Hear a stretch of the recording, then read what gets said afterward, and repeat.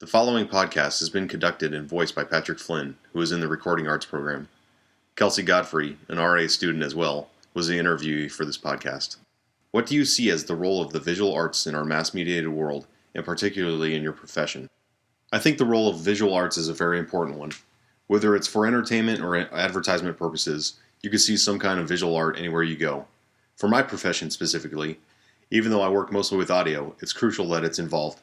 If I want a project to succeed or make sense, the audio has to match up to the visual representation in some relevant way. If the sound is off and the viewer doesn't think it makes sense with the visual art, the way the sound is perceived is at risk, and the overall project won't come out correctly. With new communications and media technologies, imagery is almost instantly available. Do you believe this is having a positive or negative influence on the industry? To me, this applies to marketing for a video game. When you're telling the consumers about a new game, they don't want to just hear about it, they want to see the actual gameplay, or at least a little teaser trailer. In this sense, I definitely don't see this as a negative thing. It brings new people to the industry and keeps the veterans interested. What popular images do you see that are frequently rechanneled throughout the entertainment industry? One popular trend that's been happening lately, especially with the election going on, is the red, white, and blue propaganda pictures.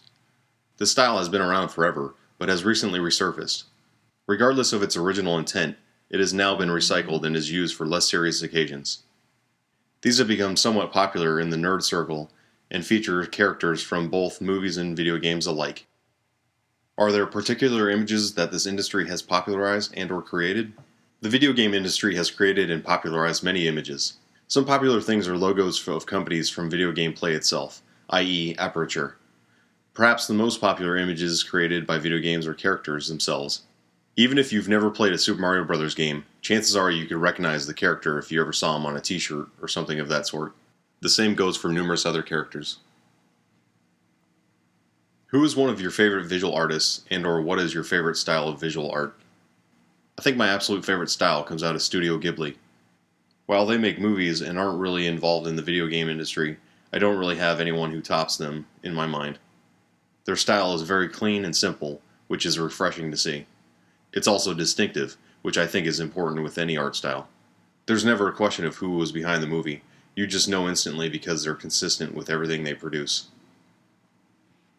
How has your knowledge of famous artworks influenced your creative process? It doesn't influence the way I work with dealing with audio for obvious reasons, but it does help in the game development process. There's so many different ideas floating around, and sometimes it's difficult to communicate what you're looking for in the way of style. It's easier to get your point across when you know the different styles of other video games, movies, and paintings. In the game that I'm working on now, I had to figure out a way to convey the imagery I was looking for to the programmers. Salvador Dali helped me out with this, and they knew almost instantly what I had been talking about. So for working with sound, no, I don't think it's helped very much. However, it's always nice to have a well-rounded knowledge of things for different situations you find yourself in.